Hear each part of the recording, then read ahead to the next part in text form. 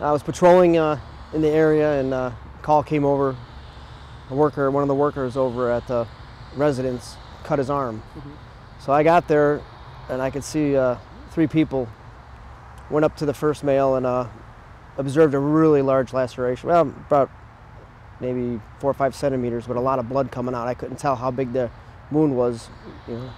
So what I did was I applied pressure on a pressure point, had one of the workers take their belt off and put a tourniquet, a belt around his arm to slow the bleeding down and stop the bleeding till the other officer got here, who I knew that had a tourniquet in his bag.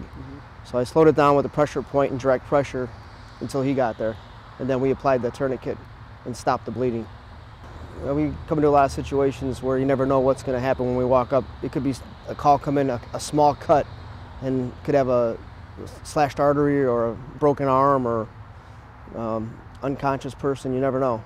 We make sure that everybody's safe in a location, that other officers that are coming in are safe. Make sure that the scene is secure. Contact EMS, get information about the person that got injured. Pass that along to other officers, so when they're there, in case something does happen, that no one else gets hurt. We just got done doing a course on first aid, treatment with using tourniquets, preventing shock, treating for shock. Our department's a good department. We do a lot of training.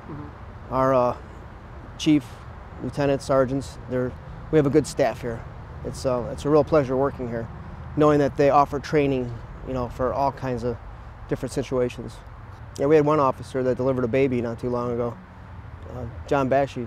So it's a good department. We're all well trained, and we all work together really well. What do you want people to take away from this story? Just be prepared. I mean, if you've come upon an injured person, be able to react and do something. I mean, even if it's just direct pressure to stop the bleeding or slow the bleeding until help gets there. Everybody should have a first aid kit. I have a first aid kit in my car. I've always had a first aid kit. Bandages, even gauze. I mean, you can use gauze and wrap gauze around tight enough to make a tourniquet if you have to. It does feel good knowing that that person can go home to their family and spend time with their kids and their loved ones.